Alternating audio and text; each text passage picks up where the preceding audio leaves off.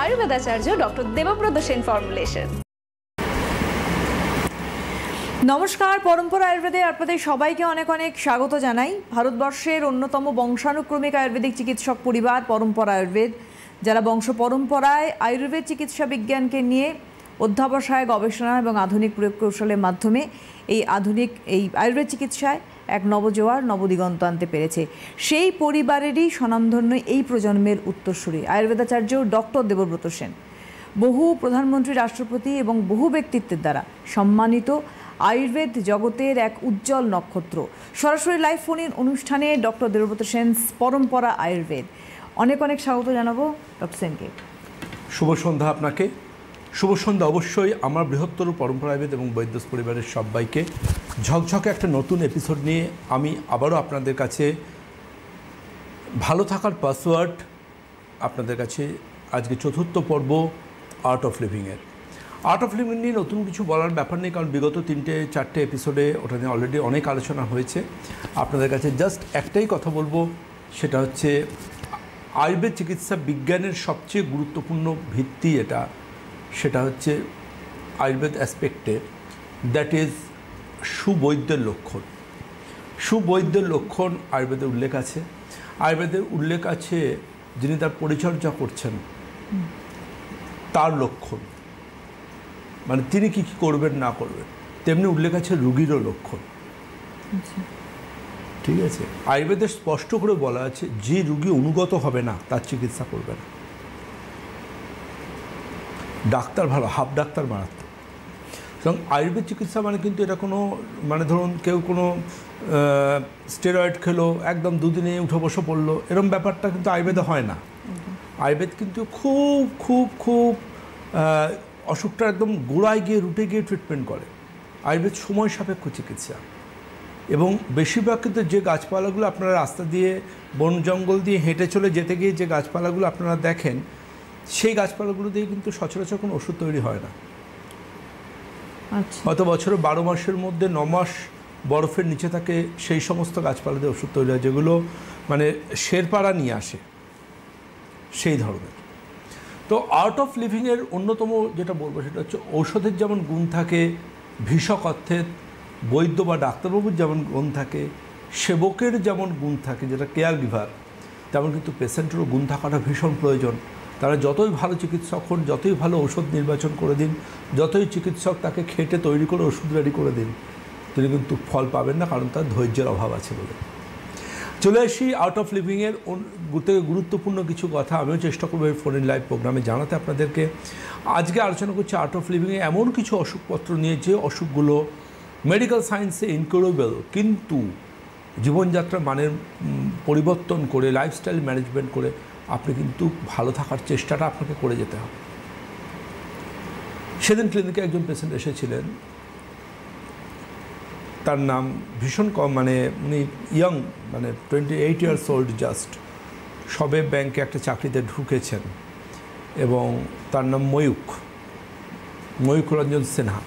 তো ময়ূখবাবু আমাকে সেদিনকে বলছিলেন, মানে ওনার সমস্যাটা সেটা হচ্ছে, উনি বলছেন, ডক্টর সেন, আমার গোটা গায়ে স্কিনের মধ্যে প্যাচ প্যাচ প্যাচ প্যাচ হচ্ছে, ভয়ঙ্কর চুল করছে। তো আমি সেটা এক্সামিন করলাম, এবং যে কোনো ডাক্তার অভিজ্ঞ চোখে ধরে ফেলতে পারবেন কি হয়েছে। That is এক্সিমা। নর্মালি দেখে মনে হয়, কিন্তু এক্সিমা যেমন একটা ভীষণ, একটা খুব কমন একটা অটোইমিউন ডিজিজ, তেমন কিন্তু ভীষণ কমন আরেক ধরনের পেশেন্টও ক্লিনিকে আসেন যাদের থাকে সোরিয়াসিস। সোরিয়াসিস আর এক্সিমার মধ্যে ডিফারেন্সিয়েট করাটা কিন্তু মানে ভীষণ কঠিন। খুব অভিজ্ঞ ডাক্তারবাবু ছাড়া এটা করতে পারবেন সহজে, বিশেষ করে মাথা স্ক্যাল্পে যদি হয়। দুটোতেই পেশেন্ট ভাববে আমার খুশকি হয়েছে, নাছোড়বান্ধা খুশকি যাচ্ছে না। অনেক খুশকির জন্য অনেক মেডিসিন ইউজ করা হচ্ছে, হুড়ু করে চুল পড়ছে, কিন্তু না চুল পড়া বন্ধ হচ্ছে, না খুশকি যাচ্ছে। খুশকির শ্যাম্পু ব্যবহার করা হচ্ছে, কিছুদিন কমছে, আবার ফিরে আসছে, এবং নখ দিলে মনে হয় যেরকম চামড়ার টুকরো উঠে আসছে, মানে একদম ঘা হয়ে যায়। মানে এমন হয় যে কখনো জ্বালা, কখনো ইচিং, কখনো দুর্গন্ধ স্ক্যাল্প থেকে, এরকম। ছেলেদের ক্ষেত্রে যদি হালকা করে ট্রিম করে তো উন্টগুলো দেখা যাবে, তো স্কারগুলো। তো তো এই ধরনের সমস্যা হতে পারে সোরিয়াসিস এবং এক্সিমা উভয় ক্ষেত্রে। এই দুটোই কিন্তু ভীষণ কমন বলা যায় যে one type of autoimmune disease. Autoimmune disease কি? অটোইমিউন ডিজিজ হচ্ছে এমন যে অসুখগুলো, যে অসুখের জন্য যেমন ধরুন আমাদের যেমন দেশের জন্য সৈনিকরা রয়েছেন, বাইরের শত্রু চোখ তুলে তাকালেই তারা যোগ্য জবাব দিয়ে দিতে পারেন। আমরা গর্বিত আমাদের দেশের সৈন্যদের জন্য। তো আমাদের স্থানীয় প্রশাসন হিসেবে পুলিশ ফোর্স রয়েছেন, কিন্তু ঠিক তেমনি আমাদের শরীরের মধ্যেও কিন্তু কিছু প্রহরী থাকে, যে প্রহরীরা বাইরে থেকে শত্রু আমাদের শরীরে এলে, অর্থাৎ ভাইরাস, ব্যাকটেরিয়া, এই ধরনের অর্গানিজম এলে তারা লড়তে সাহায্য করে, অ্যান্টিবডি। কিন্তু এই সমস্যাটা তখন হয় যখন এরা সঠিক গাইডেন্স পায় না। এরা যখন নিজেরা আমাদের শরীরের বিভিন্ন অঙ্গ প্রত্যঙ্গকে ভাবে এই আমার শত্রু, কখনো সে হার্টকে ভাবতে পারে, কখনো সে কিডনিকে ভাবতে পারে, কখনো সে নিজের শরীরের চামড়াকেও ভাবতে পারে, সেটা মাথার চামড়া হোক বা গায়ের চামড়া। সোরিয়াসিস অসুখে কিন্তু আমাদের ইমিউনিটি আমাদের বডি স্কিনকেই শত্রু ভাবতে শুরু করে, এবং শত্রু ভেবে আমাদের ইমিউনিটি সিস্টেম ওই জায়গায় আলসার তৈরি করতে শুরু করে, প্যাচি আলসার, যার মধ্যে প্রচণ্ড ইচিং হয়। আসবো আলোচনায়, কেউ আছেন? হ্যালো। হ্যাঁ বলুন ম্যাডাম। হ্যাঁ নমস্কার, কে বলছেন? হ্যাঁ দুর্গাপুর থেকে বলছি, দুর্গাপুর। হ্যাঁ বলুন। বলছি আমার নেউরো প্রবলেম আছে আর কি। কি প্রবলেম নিউরো বলুন? পার্কিনসন। পার্কিনসন কাকে বলে? মানে এই হাত পা কাঁপুনি আর কি। হাত পা কাঁপুনি মানে পার্কিনসন? কে বলেছে আপনাকে? আমি তো ব্যাঙ্গালোরে দেখাচ্ছি, মোটামুটি ব্যাঙ্গালোরে ওষুধ খাচ্ছি। ঠিক আছে, ব্যাঙ্গালোর ওষুধে সুস্থ হয়ে গেছেন তো? না সুস্থ হয়নি। তাহলে ওখানকার ডাক্তারবাবু অ্যাডভাইসটা আমায় বলছেন কেন? আপনি শুধুমাত্র আপনার কাজ আপনার অসুখটা বলা। আপনার বয়স কত? ওষুধটা বলছি তো, আমার মোটামুটি একটু হাত পা গুলো কাঁপুনি। আপনার বয়স কত? আমার 65। অসুখটা বছর 5 হচ্ছে? হ্যাঁ প্রায় বছর 2-3 হলো। কোমরে বা কাঁধে ব্যথা পান? কোমরে বা কাঁধে ব্যথা পান? উত্তর দিন। আপনি আমার কথা শুনতে পাচ্ছেন? আমি শুনতে পাচ্ছি না। আপনি কাল সকালে 11টার পর আমাকে ফোন করবেন, আমার নাম্বার যেটা লাস্টে 39 আছে ওই নাম্বারে হোয়াটসঅ্যাপ করবেন, আর যা কাগজপত্র আছে প্রিভিয়াস ট্রিটমেন্টের সে কাগজপত্র পাঠাবেন, সেটা দেখে পরবর্তী অ্যাডভাইস করব। পার্কিনসন হাত পা কাঁপার অনেক কারণ থাকতে পারে, প্রচুর কারণ। সব কারণ যে পার্কিনসন তা কিন্তু নয়। সুতরাং প্রত্যেক ডাক্তারবাবুর নিজস্ব থিঙ্কিং প্রসেস, নিজস্ব ক্লিনিক্যাল আই সব কিছু রয়েছে। এই যে এক্ষুনি আলোচনা করছি এক্সিমা সোরিয়াসিসের মধ্যে ডিফারেন্সিয়েট করাটা। আবার সাধারণ লেম্যান তো ভাববেন মাথার খুশকি, আবার 12 মাস খুশকি। তিনি বলবেন 12 মাস খুশকি, কিন্তু আদৌ ওটা খুশকি নয়, ওটা হয় এক্সিমা নয় সোরিয়াসিস। নিজের পক্ষে সেবোরিক ডার্মাটাইটিস বা অ্যাটোপিক ডার্মাটাইটিস তো হবেই হবে, কিন্তু এই ডায়াগনোসিসটা যদি সঠিক না হয় তাহলে তোমার ট্রিটমেন্টটা সঠিক হবে না। তার জন্য বললাম আপনি যেখানে ট্রিটমেন্ট করেছেন সেখানে কি আপনি সুস্থ হয়ে গেছেন? যিনি সঠিক ডায়াগনোসিস করবেন তিনি তো বলে দেবেন হয় আপনি সুস্থ হবেন না, ওষুধের সাহায্যে ভালো থাকবেন। যিনি সুস্থ হবেন না প্রেসক্রিপশানে আমি লিখে দিই যে আপনি সুস্থ হবেন না। আই এম ডক্টর সেন, আমি নিজে প্রেসক্রিপশানে লিখে দিই যে অসুখটা ইনকিউরেবল ডিজিজ, আপনি কিন্তু সুস্থ হবেন না, ওষুধের মাধ্যমে নির্ভরশীল হয়ে আপনাকে থাকতে হবে। লিখিত আমি লিখে দিই, কারণ যে অসুখগুলো ইনকিউরেবল ডিজিজ, আমি কিন্তু সামান্য একজন মধ্য মেধার মানুষ। আপনি পৃথিবীর তাবর ডাক্তারবাবুর কাছে গেলেও তিনি সুস্থ করতে পারবেন না, কারণ চিকিৎসা বিজ্ঞানে লেখা আছে এটা সুস্থ হয় না। আমি একজন সামান্য মধ্য মেধার ডাক্তারবাবু কী করে আপনাকে সুস্থ করবেন? অবশ্যই একটা কথা বলি যে আপনারা কিন্তু দীর্ঘ 6 বছর বাদে 8ই জুন আগরতলাবাসী পাচ্ছেন কিন্তু ডক্টর সেনকে। দীর্ঘ 6 বছর বাদে 8ই জুন আগরতলায় চেম্বার করছেন। অবশ্যই আপনারা এক্সপার্ট টিমের সঙ্গে যোগাযোগ করবেন 9830339339 দেখুন ডিফারেন্সিয়েট এইভাবে আমরা করতে পারি নর্মাল স্কিন আর সোরিয়াটিক স্কিনের মধ্যে। এই পেশেন্টদের ক্ষেত্রে কিন্তু জানবেন খুব কমনলি আমরা বলি মোটামুটি ওই 20 থেকে 50 বছর বয়স, 25 থেকে 50 ধরে চলুন, একটা প্রাইম টাইম এই অসুখটা অ্যাটাকের। এই সময় এটা অ্যাটাকটা মানুষকে খুব বেশি করে। তবে এটা কখনোই আমি এটাও আমার ক্লিনিক্যাল এক্সপিরিয়েন্সে দেখেছি 12 বছরের বাচ্চার সোরিয়াসিস। আবার এটাও আমি আমার ক্লিনিক্যাল লাইফে দেখেছি যে একজন 65 বছরের বৃদ্ধরও প্রথম সোরিয়াসিস ধরা পড়েছে, তার আগে ছিল না। কিন্তু এটা মোটামুটিভাবে দেখা যায় 25 থেকে 50-এর মধ্যে এই অসুখটার প্রাদুর্ভাব খুব বেশি হয়। আপনি শুনেছেন সাপ খোলস ছাড়ে? শুনেছেন তো? সাপ যেমন খোলস ছাড়ে, সোরিয়াসিস পেশেন্টদেরও কিন্তু গা থেকে স্কেলিং হতে থাকে, চামড়ার টুকরো উঠতে থাকে। এবং তাদের সবসময় চেয়ে বেশি এটা বোঝা যায় যখন তারা সকালে বিছনা থেকে ওঠে, বিছনায় চামড়ার টুকরো, বালিশের চামড়ার টুকরো যদি একটু মারুন, রেড বা ডিপ ব্ল্যাক, ডিপ কালারের বেডশিট হয়, খুব সহজে তিনি বুঝতে পারেন। কিছু কিছু পেশেন্টও ক্লিনিকে এসে জামা খুলে যখন দেখান, ঘরটা মনে হয় তার স্কিনের টেবিল ফেবিল ঘরটার স্কেলিংয়ে ভর্তি হয়ে যায়। এই ভদ্রলোক ব্যাংকে চাকরি করেন, তিনি বলেন, ডাক্তারবাবু আমার শুধু হাত দুটোকে আপনি ভালো করে দিন, বডিটা ভালো না করলেও হবে, আমি জানি অসুখ সারে না, কিন্তু ভালো থাকাটা আমার কাছে খুব গুরুত্বপূর্ণ। আমার জীবনে যেমন ওঠা পড়া আছে, সোরিয়াসিস পেশেন্টের ক্ষেত্রে কখনো অ্যাটাক হবে, কখনো ওটা রেমিশন হবে, কিওর নয় রেমিশন, আবার অ্যাটাক হবে, আবার রেমিশন হবে, এটাকে নিয়ে চলতে হবে। কিন্তু মনে রাখবেন সোরিয়াসিসের ট্রিটমেন্টটা ভীষণ প্রয়োজনীয়। কেন কি জানেন? সোরিয়াটিক পেশেন্টের ভীষণ ট্রিটমেন্টটা প্রয়োজন, কারণ এই পেশেন্টদের ক্ষেত্রে হার্টের অসুখ আসার প্রবণতা খুব বেশি থাকে। হার্ট? ইয়েস, এটাকে স্কিনের অসুখ বলে থেমে থাকলে হবে না।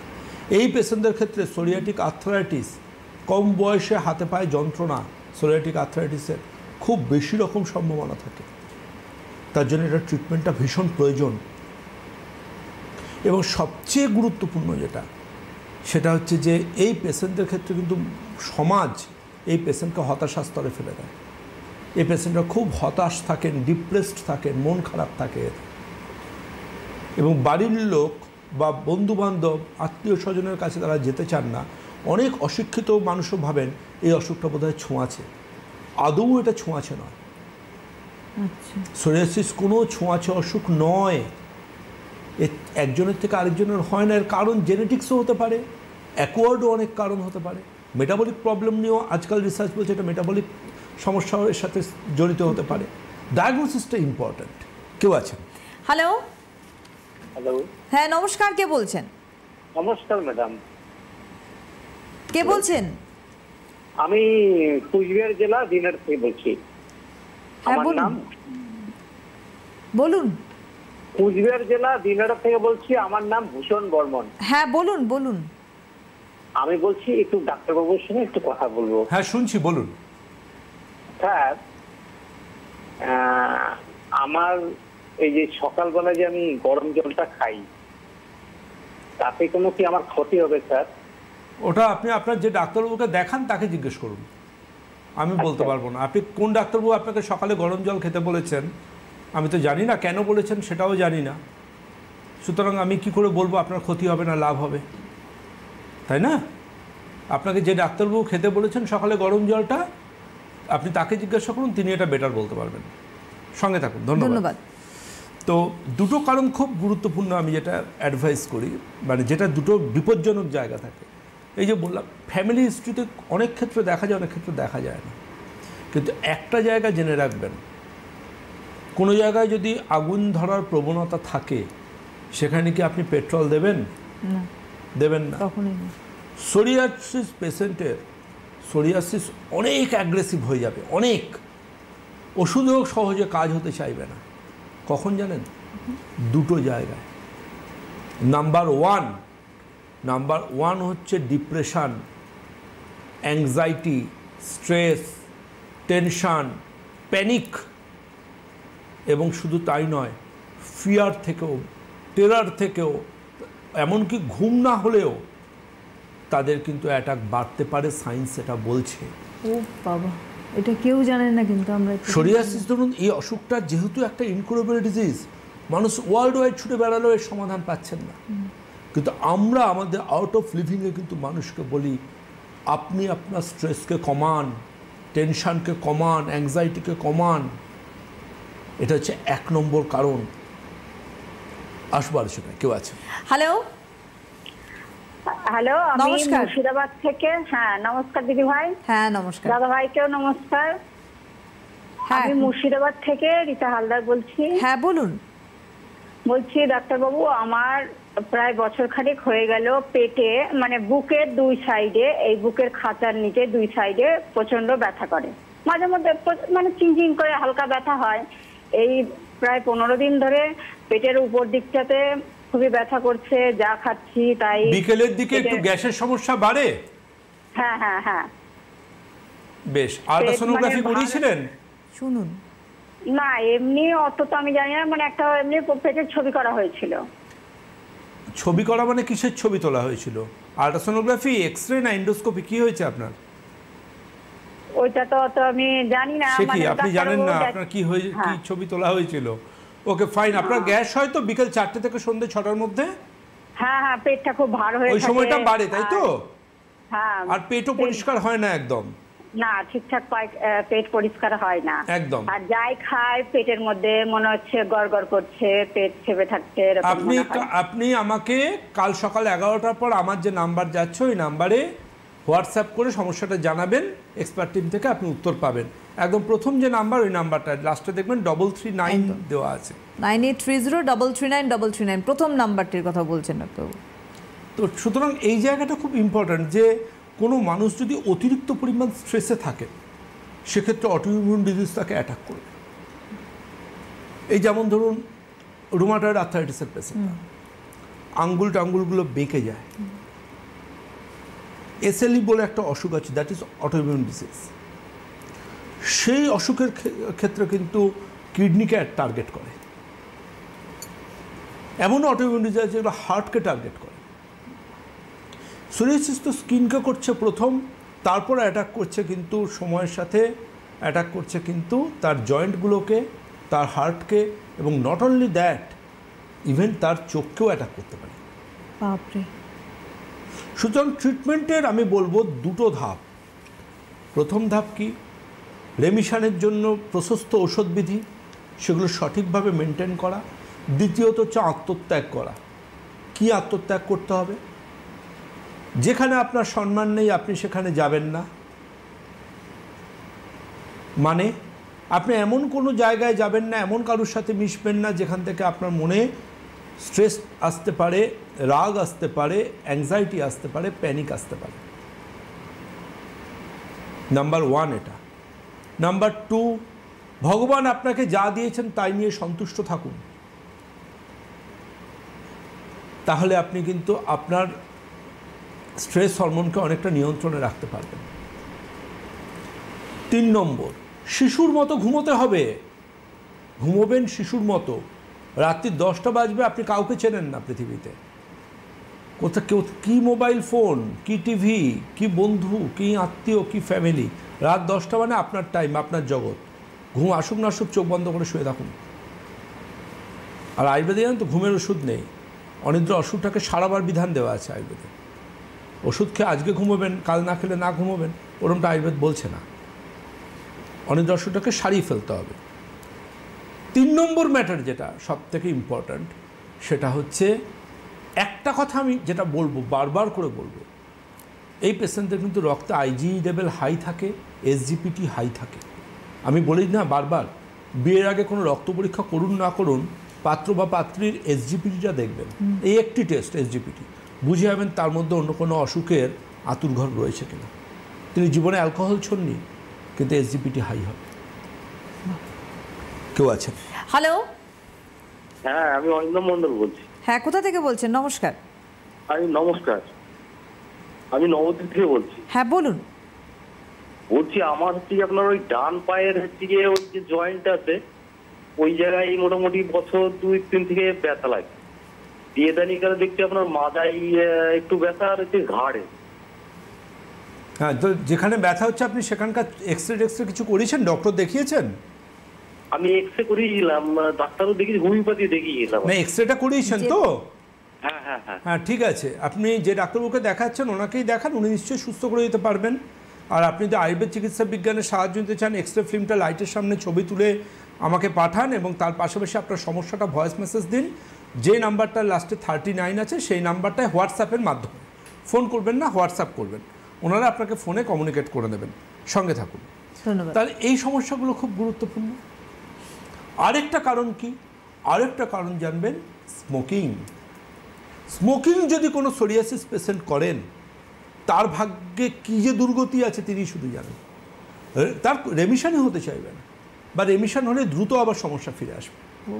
স্মোকিং কিন্তু জানবেন সোরিয়াসিস পেশেন্টদের ক্ষেত্রে স্ট্রেস টেনশন অ্যাংজাইটির মতো স্মোকিংও কিন্তু গুরুত্বপূর্ণ একটা ভাগ। আপনাকে কিন্তু স্ট্রেস টেনশন অ্যাংজাইটির যেমন যোগা মেডিটেশন করে কমাতে হবে, ঘুমোতে হবে শিশুর মতো, তার পাশাপাশি কিন্তু আপনাকে মনে রাখতে হবে একটা কথা, সেই কথাটা হচ্ছে আপনাকে আপনার লাইফ থেকে স্মোকিংকে বাদ দিতে হবে। কেউ আছেন? Hello hello. হ্যাঁ হ্যালো, আমি হ্যাঁ নমস্কার। হ্যাঁ নমস্কার দিদি, কে বলছেন? আমি কল্যাণ চ্যাটার্জি বলছি। বলুন। আমি একটু আগে একজনকে ফোন করেছিলাম, উনি বললেন দাদার সঙ্গে ডাইরেক্ট আমার সঙ্গে কথা বলিয়ে দেবে। আপনি সমস্যাটা বলুন। আমার সমস্যা হচ্ছে আমার ইউরিন বন্ধ হয়ে গেছিল, আমি ডাক্তার দেখেছিলাম, ভালো ছিলাম, কিন্তু আমার এখন দেখছি পেচ্ছাপ করতে গেলে খুব জ্বালা ভাব হচ্ছে না। হ্যাঁ, তো আপনার প্রস্টেট গ্ল্যান্ডটা বেড়ে আছে, ডাক্তারবাবু বলেনি আপনাকে এর আগে? না, আমি পিজিতে দেখেছিলাম, ওষুধ দিয়েছিল। না না, আল্ট্রাসোনোগ্রাফি রিপোর্ট করাননি আপনি? হ্যাঁ সবই করছি, কিন্তু ওষুধে কোনো কাজ হচ্ছে না। না না, আপনার আল্ট্রাসোনোগ্রাফি রিপোর্টটা কি হাতের কাছে আছে? না, এখন হাতে কাছে নেই দাদা, ভেতরে আছে। আমি এই প্রোগ্রামটা দেখতে গিয়ে তাই ফোন করলাম আপনাকে। হ্যাঁ, আমি আপনার বিশ্বাস করুন, আল্ট্রাসোনোগ্রাফি রিপোর্ট না দেখে আমি কিচ্ছু বলতে পারবো না। ইউরিন বন্ধ হয়ে যাওয়ার অনেক কারণ আছে, সে কারণ কি সেটা জানতে হবে না? আপনি আল্ট্রাসোনোগ্রাফি রিপোর্ট আপনার বাক্স থেকে, বাক্স রহস্যের মধ্যে আটকে না রেখে হাতে নিয়ে ফোন করবেন, আর বাক্স রহস্য থেকে সেটা রিপোর্টটা বার করে বাক্সের ভেতর থেকে আপনি এক্সপার্ট টিমের রিপোর্টটা ছবি তুলে পাঠাবেন। তারপর পরবর্তী কথা আপনার সাথে বলবো, সঙ্গে থাকুন। একদম, অনেক ধন্যবাদ জানাই। যে আলোচনায় ছিলাম যে স্মোকিং কিন্তু একটা খুব হার্মফুল জায়গা, আর এর বাইরে যেটা ম্যাটার থাকে আমরা বলি, দেখুন সাধারণ মানুষের মোটামুটি 45 দিন থেকে আপ টু 65 দিনের মতো ছাড়া ছাড়া গা থেকে স্কেলিং ওঠে, চামড়া ওঠে সাধারণ মানুষের। কিন্তু যেটাকে আমরা বলি সাপের খোলস ছাড়ার মতো, মানুষও কিন্তু স্ক্রাবার, আমরা স্ক্রাবার ইউজ করি না, গা থেকে স্ক্রাবিং বা ডেড সেল ওঠে। কিন্তু যাদের দেখবেন এই ধরনের পেশেন্টদের কিন্তু 7 থেকে 14 দিনের মধ্যে এপিডার্মাল পলিফারেশন হয়, অর্থাৎ চামড়ার টুকরো উঠতে থাকে 7 থেকে 14 দিনের মধ্যে। এবং এই ট্রিটমেন্টটা কিন্তু দেখবেন, লক্ষ্য করবেন যাদের সোরিয়াসিসের সমস্যা আছে তাদের কারুর গরমে, কারুর শীতে প্রাদুর্ভাব বাড়ে, রুক্ষ ত্বকের ক্ষেত্রে প্রাদুর্ভাব বাড়ে। যাই হোক না কেন, আয়ুর্বেদ চিকিৎসা বিজ্ঞানের সাহায্যে এটাকে রেমিশন বা নিয়ন্ত্রণে রাখার প্রচেষ্টা অবশ্যই আমরা করতে চেষ্টা করে দেখতে পারি, যদিও সেটা as per medical science incurable disease.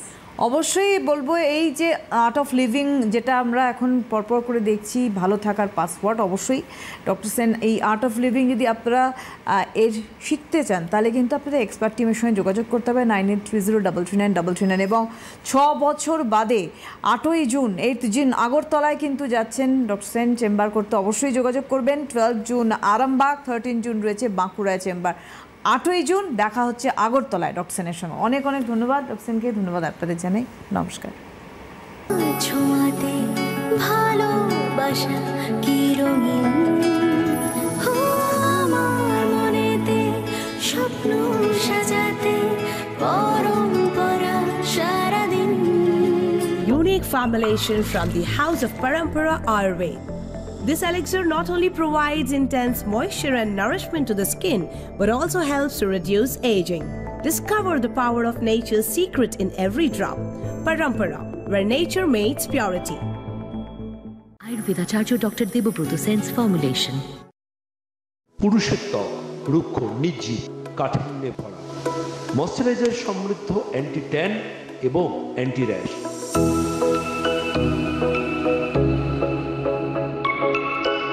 পরম্পরা আয়ুর্বেদের Paurush shaving cream, your mark of confidence.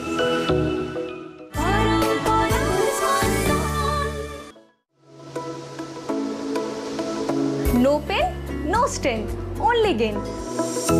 পরম্পরা আয়ুর্বেদের সুদন্ত টুথপেস্ট। মুক্তর উজ্জ্বলতা ও প্রাণোচ্ছল হাসি ফিরে আসুক আপনার আত্মবিশ্বাসে।